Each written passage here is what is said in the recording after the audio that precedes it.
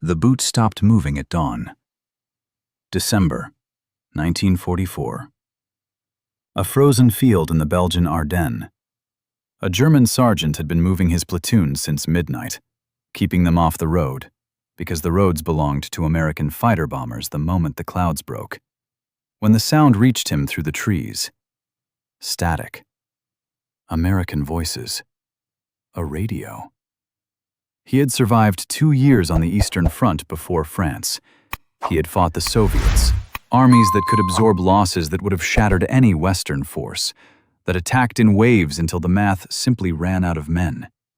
He had seen what professional soldiers could do against an opponent with more bodies than equipment. He was not afraid of the Americans. Not at first.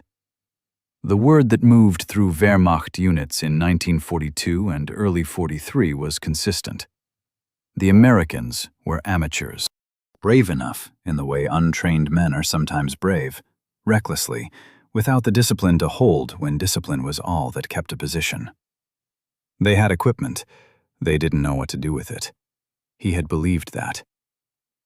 6 months of France had changed what he believed, not because American soldiers had suddenly become something else, because he had understood, slowly, the way a professional soldier understands things, through accumulated evidence he couldn't ignore, that he had been fighting the wrong thing all along.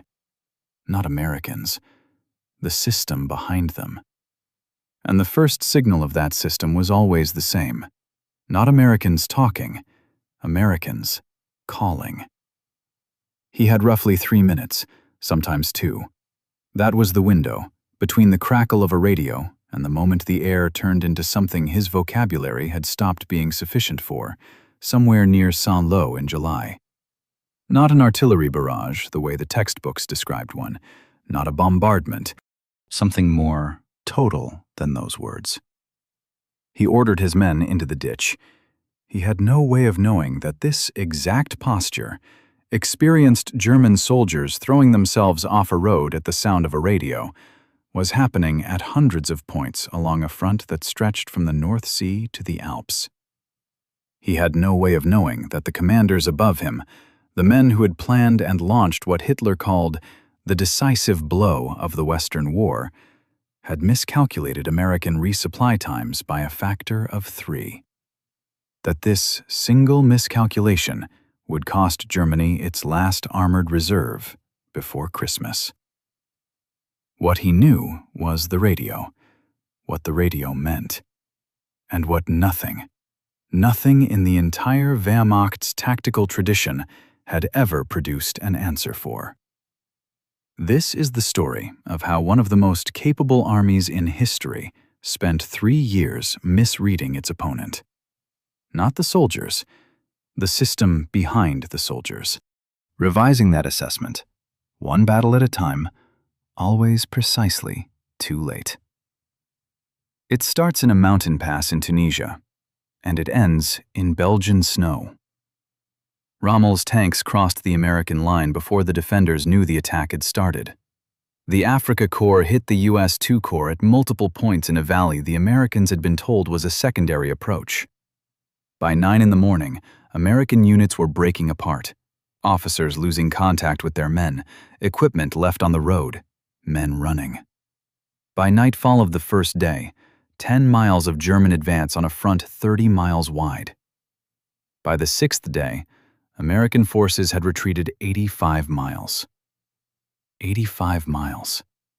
More ground than the Wehrmacht would ever take back during the Battle of the Bulge, 22 months later, with 250,000 men and every Tiger tank Germany had left.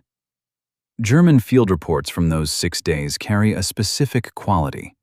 Not triumph, something more clinical than that. Confirmation. The Americans were exactly what German intelligence had predicted: inexperienced, poorly coordinated, unable to hold cohesion under pressure. General Hans-Jürgen von Arnim, commanding the 5th Panzer Army, radioed Army Group Africa that American forces had shown a fundamental inability to maintain unit cohesion under pressure.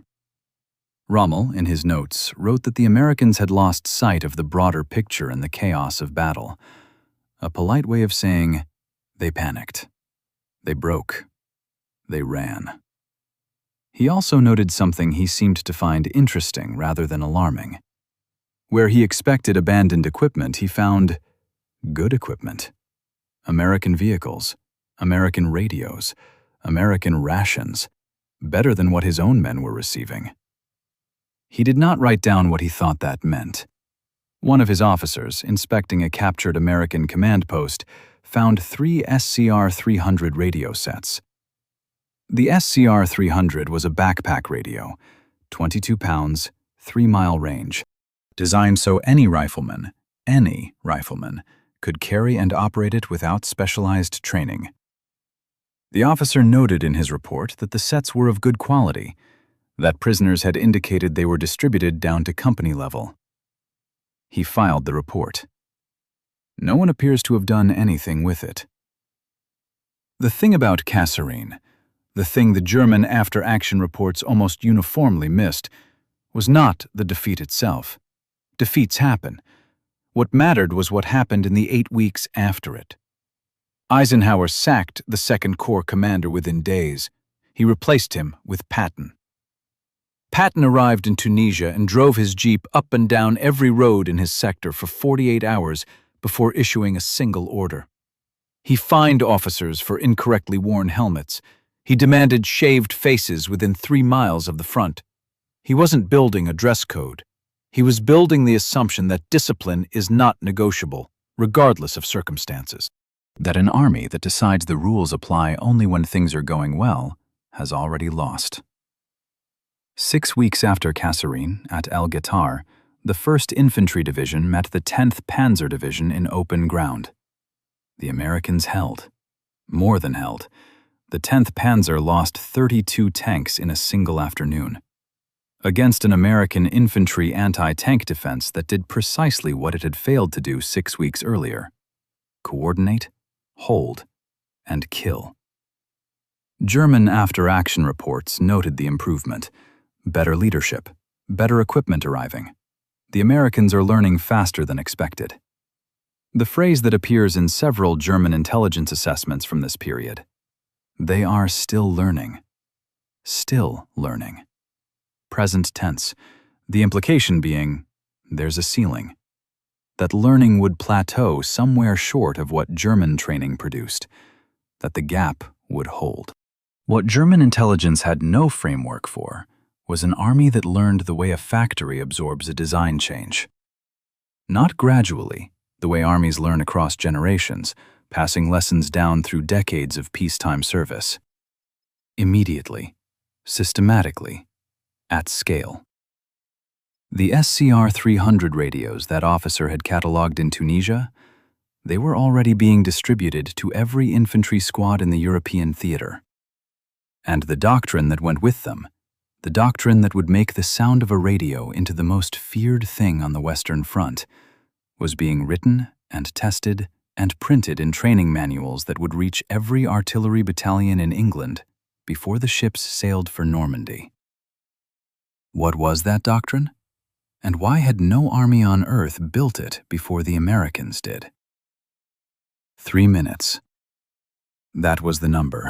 From the moment an American forward observer spotted a target and called its grid coordinates into his radio, to the moment the first shells arrived on that target. 3 minutes. Sometimes less. The German system, for comparison, worked like this. A Wehrmacht forward observer who spotted a target measured distance and bearing by hand, using observation instruments that required time and a clear line of sight. He transmitted by field telephone, not radio, telephone, through a wire network that artillery fire broke constantly, that combat engineers patched constantly, and that still failed at the moments it mattered most. The request went to the battery officer. He verified it, calculated firing data. If multiple batteries were involved, he submitted a coordination request up the chain. 12 to 15 minutes. Average elapsed time from observation to first round. 12 to 15 minutes. In 12 minutes, any target worth hitting had moved, dispersed, dug in. The American system was built from entirely different assumptions. Every infantry unit, down to battalion level, had a forward observer with a radio. That observer didn't calculate anything. He read a grid coordinate off a standardized map and transmitted it. Any fire direction center in range received it simultaneously, referenced pre-computed firing tables that had been calculated before the war and memorized through months of training, and laid guns onto that coordinate in seconds. Any battery, any target, any direction. The phrase the American manuals used for what happened when multiple batteries were coordinated to impact simultaneously was time on target. TOT. A German veteran describing his first encounter with a time on target strike near Aachen, autumn 1944, told an interviewer years later, "One moment there was quiet. Then there was no sequence, no ranging shot, no adjustment. The whole barrage arrived at once, from every direction, and by the time I understood what was happening, I was already deciding whether I was alive or not. No ranging shot, no adjustment, just silence. Then, everything." German soldiers dug deeper. A veteran whose account appears in historian Russell Weigley's research simply said, "We dug to 4 feet. The blast came down at us from above." The proximity fuse, introduced in late 1944, detonated in the air instead of on contact, 15 to 30 feet up, optimizing the shrapnel pattern against anyone in the open or in shallow cover. There was no configuration of earth and timber that was sufficient.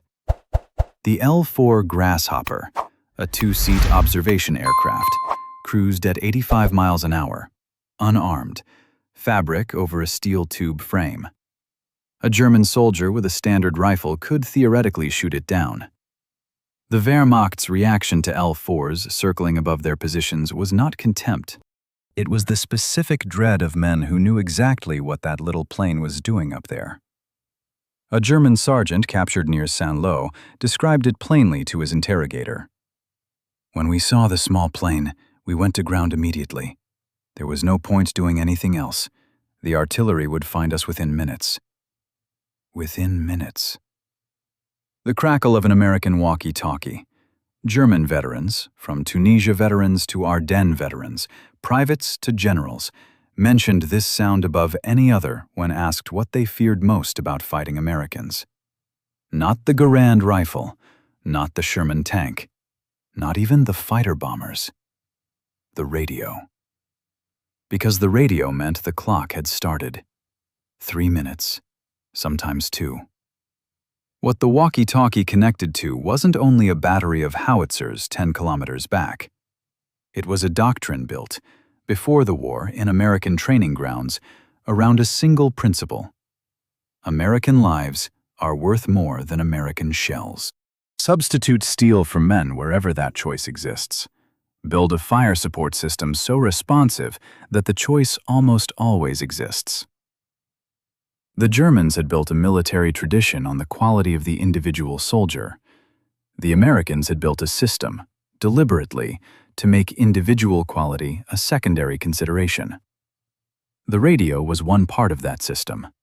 The other part lived at 2,000 feet above every road in France, and it was about to show what it could do to a column of tanks. Rommel wrote it in 1942. He was in North Africa, watching what Allied air power was doing to his supply lines, to his ability to move anything, anywhere, in daylight. He put it in his notes with the clarity of a man who has understood something he knows no one above him wants to hear. Anyone who has to fight against an enemy in complete command of the air fights like a savage against modern European troops, under the same handicaps and the same chances of success. He was not wrong. He was also, in 1942, fighting what would look, in retrospect, like the early, limited version of Allied air power.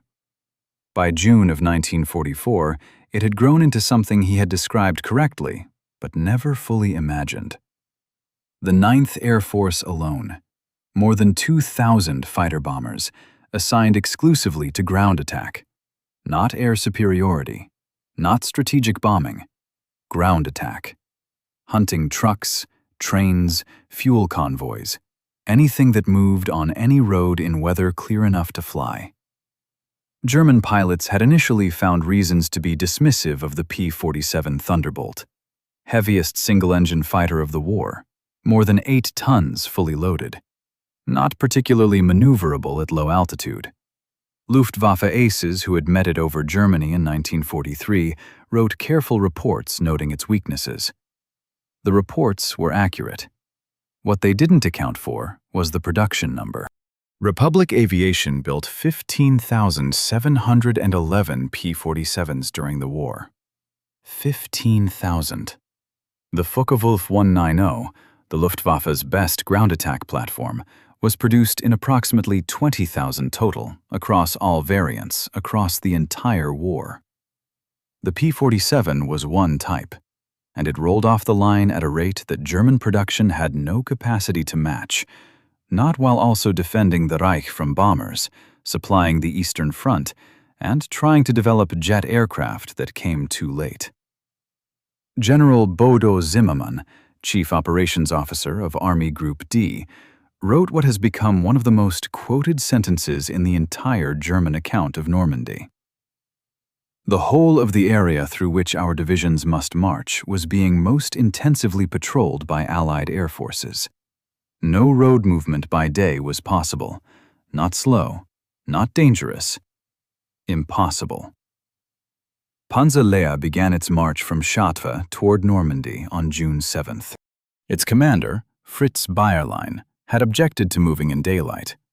He was overruled by officers who had spent 2 years planning for this moment and would not wait another day.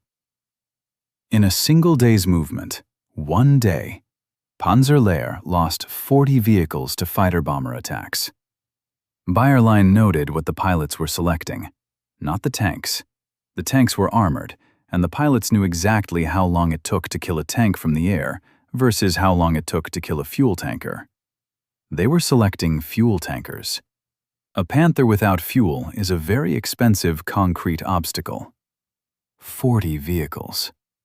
Before Panzer Lehr had engaged a single American soldier. The unit Hitler had designated as the decisive counterattack force, the unit Bayerlein himself had called the best-equipped Panzer Division Germany ever fielded, arrived in Normandy having already lost more than a quarter of its transport. Rommel had predicted this, not approximately, precisely. He had been saying it since 1943, and the prediction had been filed and noted and not acted on because the men above him were planning a war that could only be won in a world where Allied air power could be countered. In the world that existed, it could not. Field Marshal von Kluge, who took command of Army Group B in July after Rommel was wounded, wrote directly to Hitler. In the face of total enemy air superiority, we can adopt no tactics to compensate for the annihilating power of air, except to retire from the battlefield. Retire from the battlefield. From one of the most senior commanders in the Wehrmacht, not a pessimist, not a defeatist, a man who had fought the Soviets, who had commanded on the Eastern Front, who had seen everything. He had never seen anything like this. Vice Admiral Friedrich Ruge, Rommel's naval aide, found the cleanest framing. Utilization of the Anglo-American air forces is the modern type of warfare. Turning the flank, not from the side, but from above. Not from the side, from above. The entire Prussian military tradition had assumed that the battlefield was two-dimensional. You could maneuver around a flank. Concentration gave you leverage. Superior training at the point of contact could change the outcome. Allied air power collapsed that assumption entirely. Any concentration became a target. Any movement in daylight became a target. The most mobile army in Europe had been reduced, in France in the summer of 1944, to moving only at night and hoping the clouds held. Bayerlein knew what was coming on July 25th. He had been watching the bomber formations for weeks.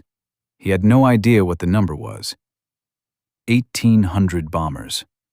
That was the count on the morning of July 25th. not targeting a city, not targeting a factory. A rectangle of French farmland, 5 kilometers long, 2 kilometers deep, occupied by the Panzer Lehr Division and elements of 3 German infantry units that had been holding the American breakout from Normandy for 7 weeks. The operation was called Cobra. The bombing began at 9:38 in the morning, medium bombers first, then fighter bombers, then the full strength of the 8th Air Force, wave after wave, until the morning was gone and the French countryside southwest of Saint-Lô had become something that required a new word. Fritz Bayerlein wrote what he saw, not in interrogation, not under the eyes of an Allied officer, in his memoirs, years later, still trying to find language for something that had never fit inside normal military categories. The bombers came as if on a conveyor belt. Back and forth the carpets were laid, artillery positions wiped out, tanks overturned and buried, infantry positions flattened, all roads and tracks destroyed. By midday, the entire area resembled a moonscape. Bomb craters, touching rim to rim, all signal communications cut, no command possible. The shock effect on the troops was indescribable. Several of my men went mad and rushed about in the open until they were cut down by splinters. Then the number. Over 70% of my soldiers were either dead, wounded, crazed, or dazed. 70%. Before a single American infantryman had crossed the line of departure, before the ground assault had even begun, 70% of Panzer Lehr, eliminated by a system that looked down from 6,000 feet and turned French farmland into geology. Field Marshal von Kluge called Bayerlein's headquarters. "Hold your positions. Not a single man is to retreat." Bayerlein's reply, transmitted on a radio still working in the ruins of his command post, preserved in German army records, is one of the most precise military communications of the entire Western campaign. Out in front, everyone is holding out. Everyone. My grenadiers, my engineers, my tank crews. They are all holding their ground. Not a single man is leaving his post. They are lying silent in their foxholes because they are dead. The Panzer Lehr Division emerged from Operation Cobra with 12 operational tanks. 12. It had entered with more than 200. The moonscape. That word, Bayerlein's word, became the reference point for every German officer who tried to write afterward about what American firepower meant at its fullest expression. Not a battle, not an engagement, a geological event, a restructuring of the surface of the Earth in 90 minutes, from a defended military position into something that would take decades of farming to smooth back into fields. What the Wehrmacht was processing in the days after Cobra wasn't a tactical defeat. The Americans hadn't outmaneuvered anyone, hadn't found a gap, exploited a flank, demonstrated superior infantry skill. They had applied mass, not the mass of men, the mass of machines, shells, fuel, organized destruction, aimed at a defined point and sustained until the point became a crater field. Within 48 hours, the German front in Normandy had collapsed. Patton's Third Army was moving south and east faster than the Wehrmacht's command structure could track. In 1 week, Germany lost more ground in France than it would ever retake in the Ardennes offensive, still 6 months away. The men who would plan that offensive were watching. They were drawing conclusions. Not all of them were wrong, but the most important one was. 3 German field commanders told Hitler the same thing in November of 1944. Von Manteuffel, Motel, Rundstedt. They said, "The Ardennes offensive, as planned, cannot reach Antwerp. The distances are too great, the roads too few, the fuel too thin. And the Americans will respond faster than the plan accounts for." Hitler heard them. He did not change the plan. What he adjusted was the weather forecast, timing the offensive for an overcast period that would keep Allied aircraft grounded. And the fuel allocation was built on a model that assumed American resupply would take the same 4 to 7 days it took a German reserve division to move by rail from the Rhine. Both assumptions were wrong. One of them was wrong by a factor of 3. The 101st Airborne Division received its movement order on December 17th. It was in Bastogne, with defensive positions established 30 hours later. 30 hours. Not 4 days, not 7. 30 hours by truck through winter roads from a rest area in France to a surrounded Belgian crossroads that would become the hinge on which the entire German offensive broke. Von Manteuffel wrote about this in the account he produced for the U.S. Army Historical Division after the war. Not with bitterness, with the precision of a professional doing an honest post-mortem on what he had failed to model correctly. The Americans gathered their reserves and moved them at speeds we had not included in our planning. Not because their soldiers were better, because their trucks were everywhere, and their roads moved faster than ours. Their roads moved faster. He meant the entire logistical organism, the trucks, the standardized fuel and parts, the radio coordination, the doctrine that treated reserves as a consumable rather than a treasure to be hoarded, operated at a tempo that German planning had never accounted for. Because German planning was built around what German logistics could do. 600,000. That was the number of American troops ultimately committed to the Battle of the Bulge. The entire German offensive involved approximately 400,000 men. The Americans outnumbered their attackers by 50%. Not at the start, but through a reinforcement pipeline that had no ceiling the Germans could calculate. The 2nd Armored Division, the 4th Armored Division, the 82nd Airborne. Units arriving from across the Allied line, moving faster than German intelligence could track, appearing at points the German command had assessed as hours from American reinforcement. December 23rd. The weather broke. The clouds that had grounded Allied aircraft for 7 days lifted overnight, and what followed in the next 48 hours ended any remaining possibility that the Ardennes offensive could succeed.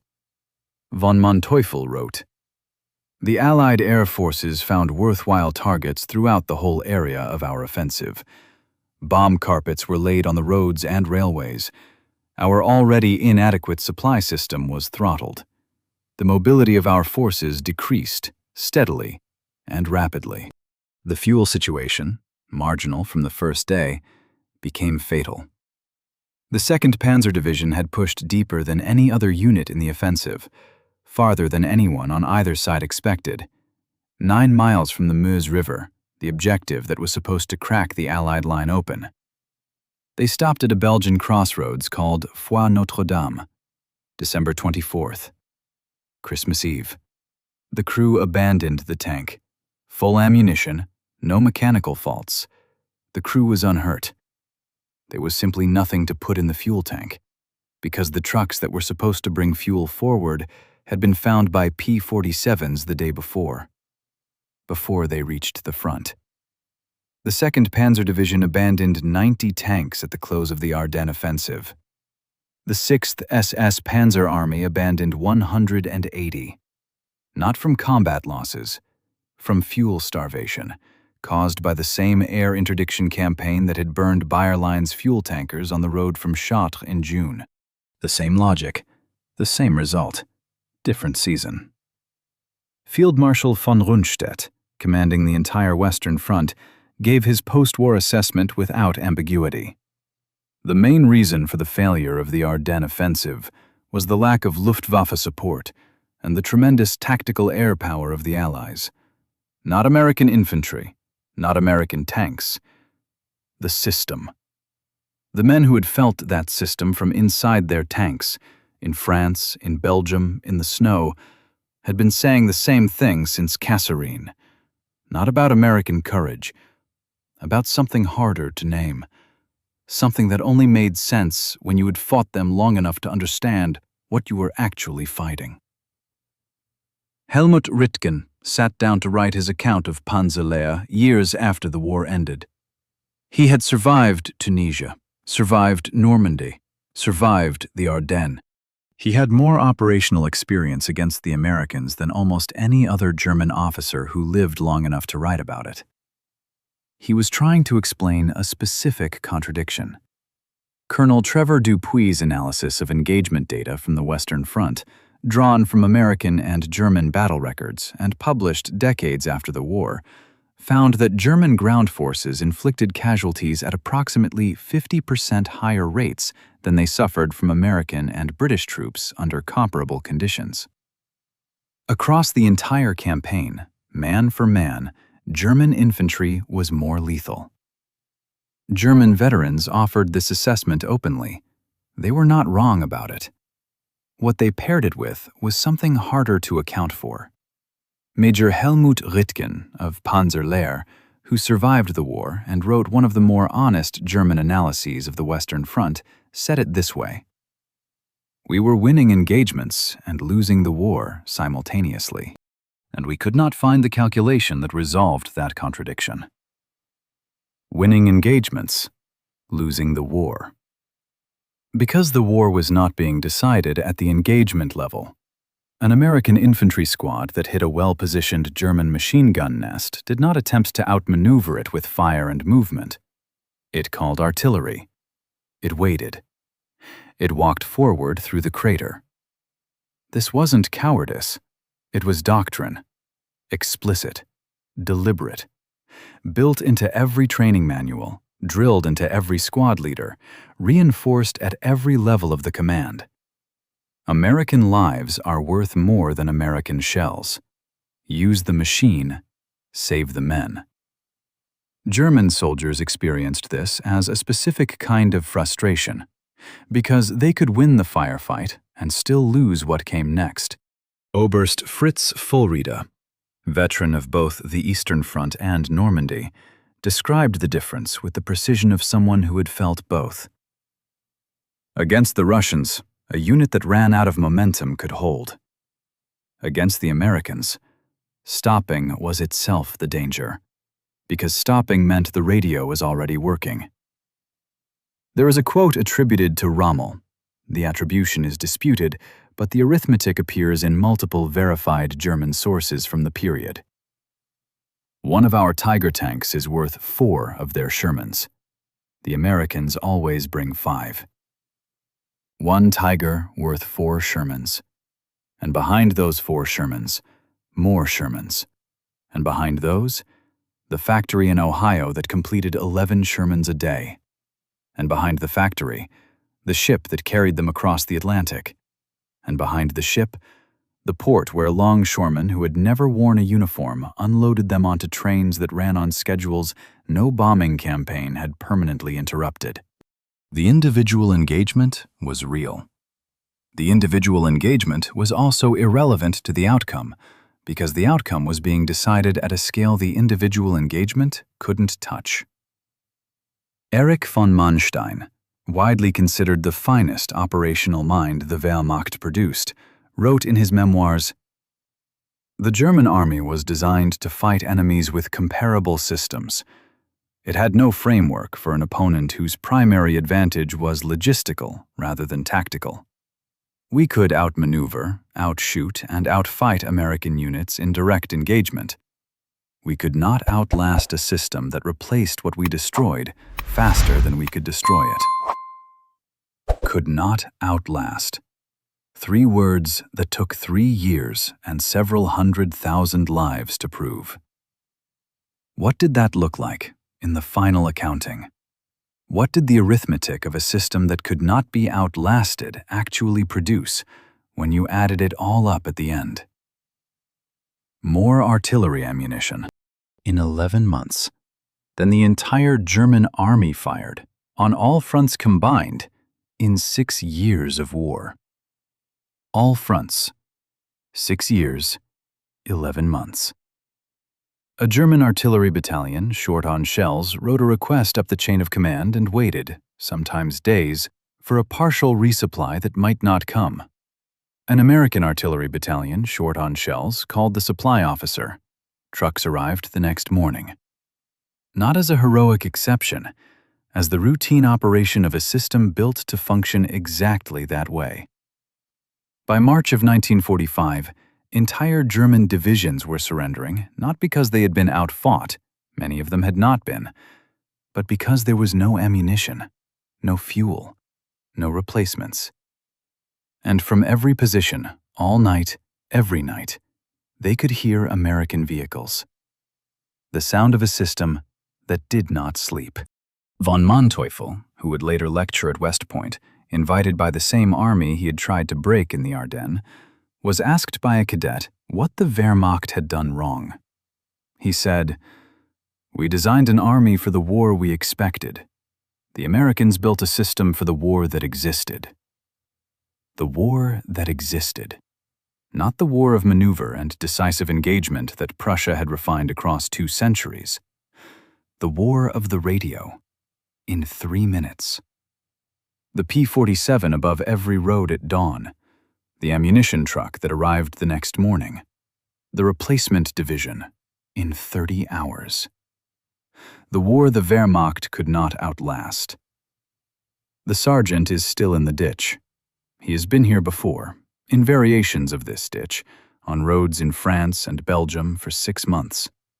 By now he knows the system well enough to calculate in real time the angle of the aircraft, the distance of the radio voice, whether the cover is deep enough against proximity fuse versus contact fuse. By every measure the Wehrmacht used to define a soldier, he is excellent. 3 minutes after the radio crackle, the shells arrive. Right on time, every time. The radio, 22 pounds, 3-mile range, designed so any rifleman could carry and operate it. Distributed down to squad level. Connected to a doctrine that had been built before the first shot was fired in North Africa. Tested in exercises, refined in Tunisia, and by the summer of 1944 operating with a speed and scale that no other army on earth had matched.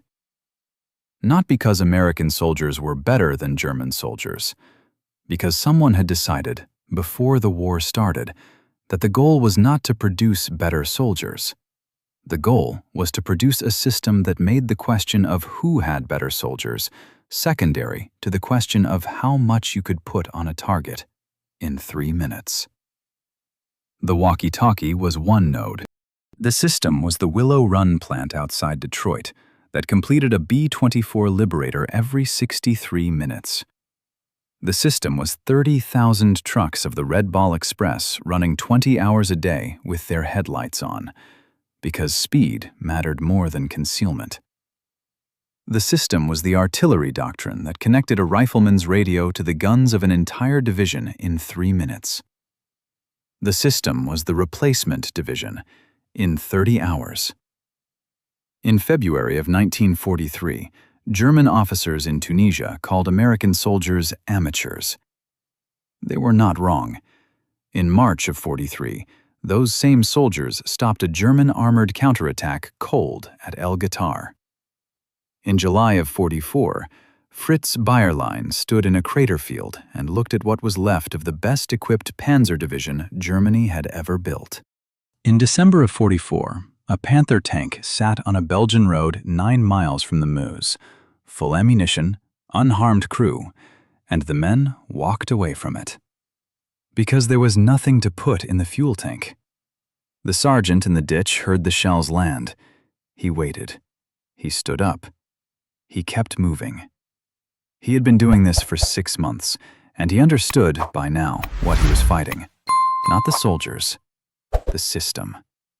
And the system didn't stop. If this video changed how you see the Western Front, like it, subscribe to Victory Vault, and drop in the comments which piece of this machine surprised you most.